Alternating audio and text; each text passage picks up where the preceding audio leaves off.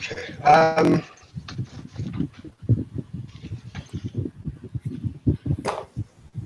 So first ask to give an overview of the case. So does somebody want to just kind of briefly go over the case and just kind of say, remind us what happened and what's going on?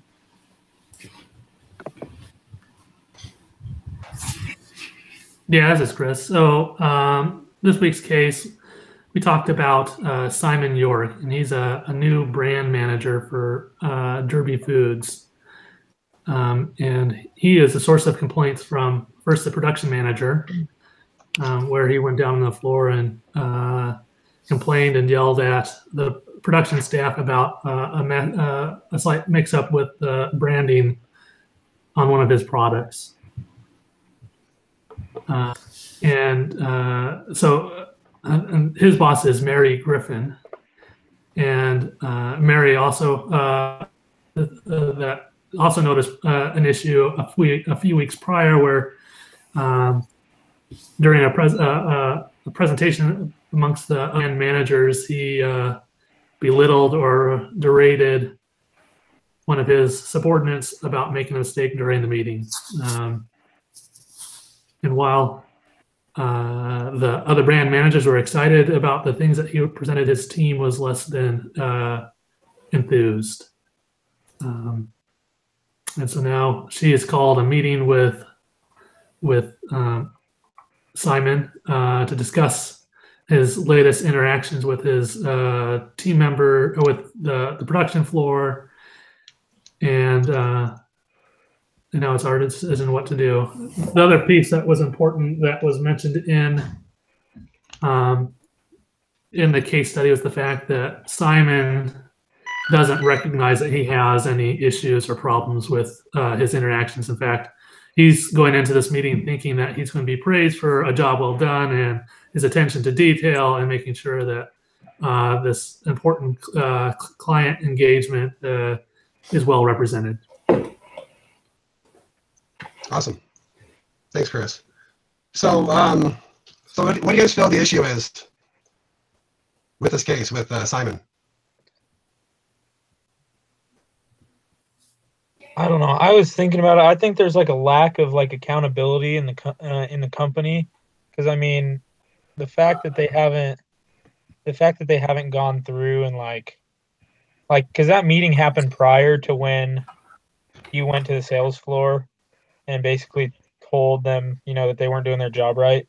So I think in that moment, by pushing that under the rug, I mean, I think he has a sense of, I can blame whoever I want for the problems, and you know, none of it falls on me. So I think part of it could be Simon's fault, and I think a great deal is, but I think the company could be held a little responsible too for not addressing the issue sooner.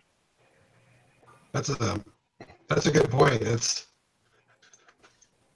once they notice that it's not consistent with their culture, she should have, or somebody should have pulled him aside and let him know, you know, what's expected. And it sounds like you kind of need some training and some guidance. Right. Mm-hmm. You know, I agree. You know, the first time that she noticed a problem, she should have brought it up. But I think a lot of it has to do with Simon. You know, if we could look back at what his background, he's newly promoted to this position of leadership, right? So previous to this, he was a strong individual contributor, right? So he was being guided and directed by somebody specifically on what he should do. And now he's been put in the position of authority without necessarily having the background to support it. You know, there's a common case in a lot of companies where high-performing individuals, you know, that they're great at their tasks. So whether that's a programmer that's really excels. So a lot of time companies will promote people that excel at an individual contributor job, and they may or may not excel at being a manager of a group of people that way. And we noticed another thing that we noticed from Simon's example is from last week we learned about the various management styles, right? So if we look at Simon in this case, we really can recognize that he's probably a combination of at least a pace setter, right? So he's highly demanding of his team. He expects perfection. He wants them to perform at his level. Is that he's also coercive, right? So he's demanding of others where he might, where he does not have that authority. Do as I say, and so forth. So. And one of my issues when you start, before look, and we have in this meeting in the action plan and stuff, you have to build up Mr. York first. But as long as we're talking about the negatives, one of the things that you got to look at with him and realize is, as a manager leading a team, if you're up there standing the presentation, it is no one's fault but your own at this point. You had the opportunity to review that presentation. You had the opportunity to go through it. If there was a mistake made, you own up to it. You say it's my fault, whether it was someone sitting next to you in the room that did it or not. It's still your responsibility as a manager to take that fall, and it'll come off better that way, and your team will respect you more for it, and then they'll talk to you afterwards and apologize if they admit it was their error. But at least that way you're not throwing somebody under the bus, because we all know public correction is not the way to lead a team. Yeah. Perfect. So knowing Mary's role in the culture and what company is all about, so you guys don't feel that she's providing the consistent feedback that she should have, because she should have first said something the first time it happened, but now she's coming again, someone's talking to her about it. So in this inconsistent behavior, it's not really teaching Simon how he should really be. No, and that was one of my suggestions, that they need to have some kind of off-site meeting or something like that with the managers, because first and foremost, she shouldn't be the, hey, let's go rat somebody out and solve this problem. Some of these things should have been in place and handled beforehand, and people know the set policies of how to handle things, not her just being the mitigator in every situation. Yeah. So when she's going to have this meeting with Simon, what do you guys feel that she should be? How do you guys think she should approach it? Well, I think that the first thing she should do is really give him a heads up as to what their upcoming meeting is about. The case study said something along the lines of her assistant was vague about the whole thing. So he's going into it, and I think Chris mentioned this in his summary. He's going into this thinking that everything is good. He's going to get praised. He's going to bring up some other ideas that he had. So he's expecting a very positive experience. And it's really very much a disservice to them both to basically ambush him with this critical feedback, because he's been going through this whole thing, this whole time acting the same way with no correction. So I think the first thing that she needs to do is be upfront with him as to what it's about, so he can be prepared for that. And then she just needs to give him that tactful feedback, something along the lines of, hey, we appreciate your enthusiasm, but you need to consider your tone, and some feedback is better done privately versus publicly. Great. Yeah, I agree with that, David. And I think it's important, because while some of his interactions were bad, there was good to what he was trying to accomplish. And really, I think that tempering that, beginning out with the positives that he had, looking attention to detail, and ensuring that their customers are well served, are important, and that she should recognize that, and then go into, by the way, there are some less than desirable behaviors. I really like this week in the coaching and feedback framework, that whole idea of, here are some of the steps to have a successful session with somebody, right? And I wrote those down in my case study. First is formulate. So even before the meeting, think over what you want to say, practice it. What are the outcomes that you're looking for of this feedback or coaching session, and then practice it. So often we do better the more often we say something and understand how it's going to be heard and said. But it's interesting that the first part of the after bringing up what the situation is about, and which she should have at the beginning when she invited him to this meeting, but is really to inquire what he thinks about the interaction, if he sees the problem, right? So, inquire of him and say, what did you see when we had this meeting? And if he can only see the good, that would inform you of what you need to talk about. And then, the fourth step is deliver that feedback that you practiced. And then again, is going back and inquire, does he understand what you're trying to say and what might have caused him to act in such a way? Repeated a simple phrase. Remember, ask and then listen. And it's important, that listen part, right? It's not just lip service and saying, oh, here's your problem, now I'm going to listen to you, and then ignore what you say. No, listen, you really need to pay attention, not really trust. Yeah. And then the final thing is to coach. And I think that's probably the hardest part of the interaction is coaching, right? It's easy to give somebody solve somebody's problem. When my wife comes to me and tells me a problem, my first instinct is to give her a solution. And oftentimes that's not the right thing to do for my wife. I don't know. Looks like David. Yeah, I've been there. Yeah. Well, and I go with the phrase, and you can use a woman in this case, but a man convinced against his will is of the same opinion still, right? Yes. I've been in sales for 17 years now, and handling a situation like this, the best thing I can suggest is when you sit down with him, you don't start telling him what he did wrong. Because he's not going to see it. So, you build him up, tell him all the great things he's done to build the brand, everything else. But then you start asking questions like, hey, we had a situation come up where we heard this is some of what happened. How do you think the employees in that production floor felt? Was it their responsibility, or were they just following directions of others? Do you think these employees respect you more or less after the outburst? What do you think the manager of those employees felt? Should he have been informed previously and been allowed to handle the situation himself? All these, you can basically lead a discussion with him and him go, oh, I get it. I should have done this differently, and here's what I should have done, versus you just say, here's what you should have done, A, B, C, and D, because he'll go back and do the same thing again next time.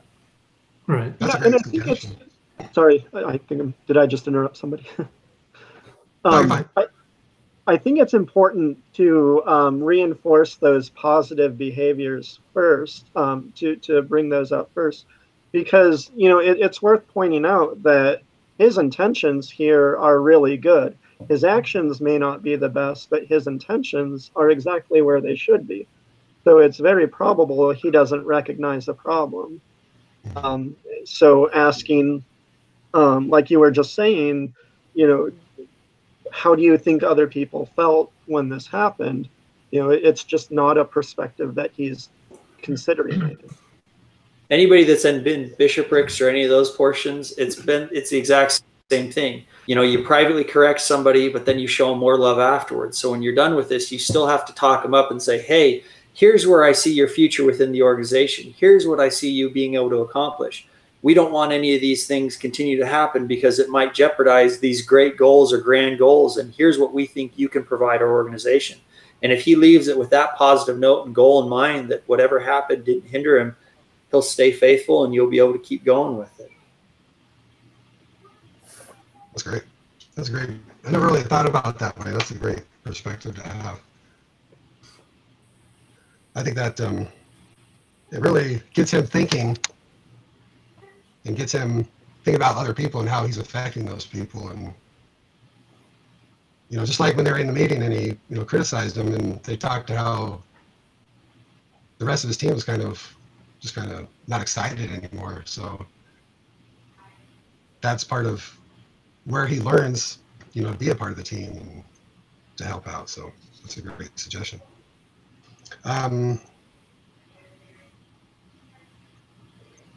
Let's see. I think we've had a pretty good conversation.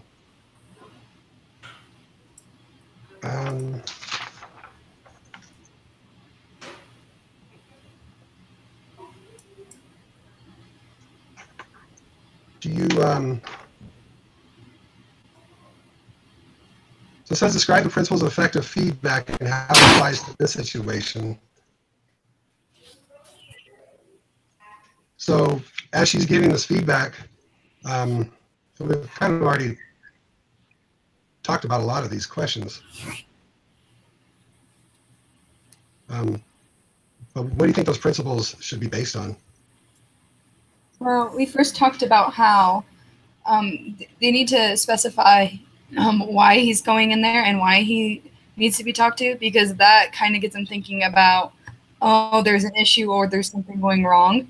And it kind of lets you to self-reflect in a way so that you kind of start analyzing if there's anything that you've done. So that first opens it up for good feedback, because then he's already kind of humbled himself a little bit. So he's thinking about that. So it'd be like a first step beforehand. And then as you go into that, then you have to, like you said, like build up the confidence and then kind of be like, these are kind of some of the issues, you know, we just want to make sure that everything's going good and running smoothly and that everyone can get their job done. Not just you, you know, we want to see everyone improve and do better and do their best. See, and I'm of a different adage on this one, guys. After my career and everything else and the number of times we've had to correct people on stuff, the thing you've got to remember and be careful of is if you give somebody a heads up before that you're coming in for public correction, sometimes it comes off really bad. And in a meeting like this, you might be better off having the HR involved. You don't want someone to come in already guns blazing and thinking they're going to get, if you can handle it right, and it starts out as a conversation talking about how so good, and then you just roll it through the rest of these conversations, you can have a great conversation. But you never know how someone's going to react. If someone thinks they're about to get fired or coming in to a situation where they know they did something offense that could be looked down upon or jeopardize their position as a manager, you don't know if they're going to steal files, what crazy stuff they're going to do. I mean, I've seen it all over my career. So look, if you want to give them the heads up, great, but I don't know if I would. So, and I think you're right, David. You know, there's a lot of corporate policies that are around these specific situations. I think a lot has to go back between the trust between that employee and the manager, right? So if there's good trust between the two, I think being open and honest about what the meeting is about, there might not be any problem whatsoever. But if that relationship does not exist and it's not been built up beforehand, yeah, I think you're right, David. I think you have to be wary about what you share and what you deliver. I think the fact that she didn't make the meeting herself, that she had her secretary make the meeting, says a lot right there. That they don't have the relationship. Yeah. And I think you have to be careful in this situation too, just because like it says in the case that he's got a really good relationship with the clients and all that. So like if he thinks that he's going in there and he's gonna, like, he might think, if you warn him ahead of time, he might think that he's going in there to get fired. And so he might, you know, resign instead and go somewhere else and take your customers from you. So like I think you gotta look at that, you know. See, and I didn't put it in here. I had in here in my notes, sorry, that she is supposed to talk to the HR beforehand. Find out if there's additional problems already been reported by other employees or there are additional things that have to be reported. But when you discuss an issue like this with HR, they need to be brought up to speed every time and then advise you back. This is part of their position. Sorry for cutting you off. Oh, you're good. I mean, I just think this situation has to be held pretty, or it's got to be a very delicate situation. Because if you go in there and like offend him, he could leave and take your customers with him because he's got that good relationship. Or at the same time, if you're not like, if you don't prove your point and say, you know, you need to kind of be better towards the employees, then the employees are going to see what he's doing, that he's getting away with it, and they're going to be kind of cutthroat too, you know, putting the blame on everyone else just to try and, you know, be better off in the company. So you have to go about it kind of tactfully, I would say. You can turn into a cancer in a heartbeat within an organization. Yeah. Yeah, I think you're exactly right, though. It really is a delicate situation. And that's kind of the problem, that there's not necessarily one good way of doing it. So you have to find that right balance. If you give him a heads up that, hey, it's all in how you present it, I guess. I'm sure that nobody's going to say, hey, I'm going to schedule a meeting so I can reprimand you or correct this or behavior. But I don't know, if it were me and I've been getting positive feedback all the way, since I've been in that position, and then somebody calls me in and then all of a sudden lays this on me with no indication that there has ever been a problem, I can only speak personally, of course, but I would not react positively to that. I'd want to know, like, well, why hasn't anybody told me that this was a problem before? So if you approach it from like, hey, let's meet to discuss, management style, corporate culture, how to give feedback, something like that. I think he needs some sort of heads up, but there's been some great points brought up that, you say the wrong thing, he's coming in there hostile. Yep. But if you say nothing and all of a sudden you're in the meeting, he's surprised by this and he becomes defensive. So where do you draw the line? You try and run it in a way that he doesn't know he's being corrected by having a great meeting and a great conversation on it and just praising it and say, hey, by the way, here's this. Let's talk about this for a second. How can we improve this, or how do you think this can be handled better? Anyway, there's a way to lead a conversation and do it. Yeah, I mean, and it can be as simple as saying, hey, you're doing great in these areas. To be more effective, why don't we try working on this? And yeah, like you said, it doesn't have to be a very obvious correction. Yep. So, one of the things, that I think would help here is this isn't just a one-time conversation, right? Somebody isn't going to learn and correct a behavior with one feedback or coaching session. And really, it's Mary's responsibility to set up an ongoing coaching or training or feedback with Simon, and there's two parts, there's two players in this party, right? So she's responsible for setting that up, but Simon's also responsible to understand that he has things that he needs to correct. And, part of these ongoing sessions is, hey, maybe Simon brings up interactions that he's had with his teammates and presents these situations, and they can discuss as his manager and coach on, all right, here's what I did in this situation. What are some things I could have done to handle this better, and have that sounding board and coaching ongoing so he can understand the type of corrections he needs to make. I think it's important too for these businesses to have their values and what they're about laid out on the table. That way, these people understand, hey, I'm getting in this new position. This person's over me. I don't know everything, so I'm going to have some training. There's going to be some things that I don't know. So having the culture of this business where if this happens, then this needs to happen, or, just so everybody's on the same page and they know no consequences, no, different rules, no different, what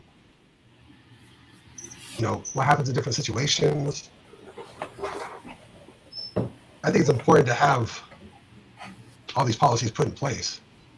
But I agree. And that's where the training comes in. That's where it comes into an ongoing training that you don't just need to do it for Mr. York. You need to do it for all your managers. Yeah. Have the consistent manager training where you're building up your management team, and makes a difference when you hit situations like this. They would have already known how to handle it. Yeah. I work for the government, and there's training for everything. And everything is just, they're very precise on everything. So I know there's always different situations, but it's good to have policies in hand for sure. And as an employee, know those policies and know what's expected and know how you're supposed to communicate and have that training. But does anybody else have anything else that they'd like to add, or any points that they would like to kind of talk about?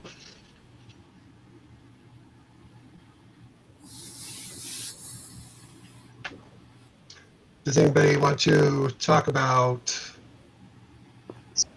situations when they were given poor correction? And what you guys kind of learned from that, or?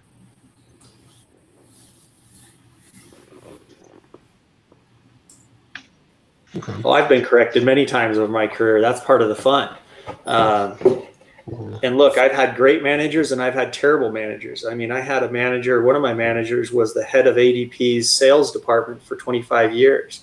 You want to talk about a wealth of knowledge and how he handled it. And, you know, it's just the same program. If you handle it correctly, any kind of correction, if it's handled right, it is just a conversation where you're saying, okay, this is what you're doing great. This is what we can do better. Here's what it goes. And if it's done right, it's a positive experience when you walk out of the meeting.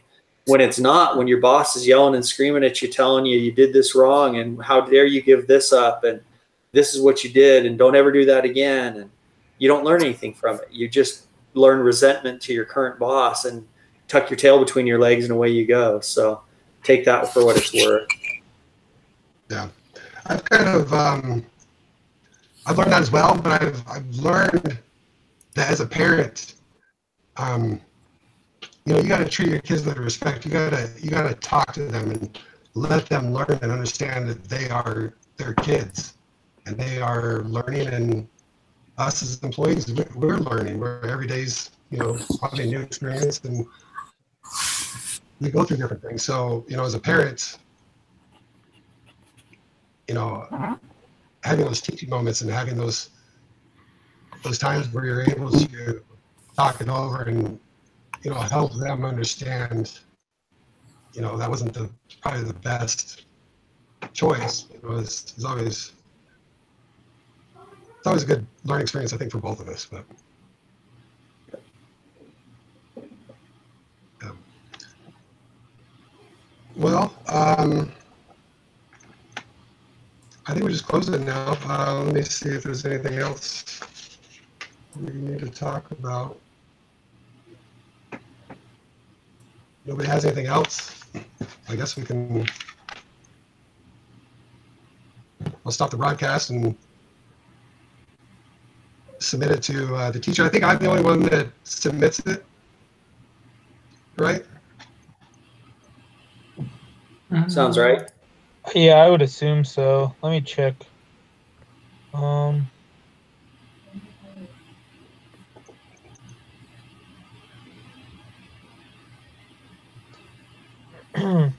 So yeah, you post a link to the discussion board.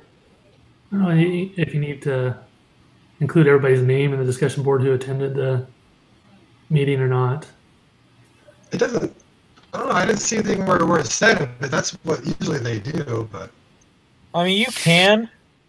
I mean, I'm sure you could put that, but also if she watches the video, she'll be able to see All right.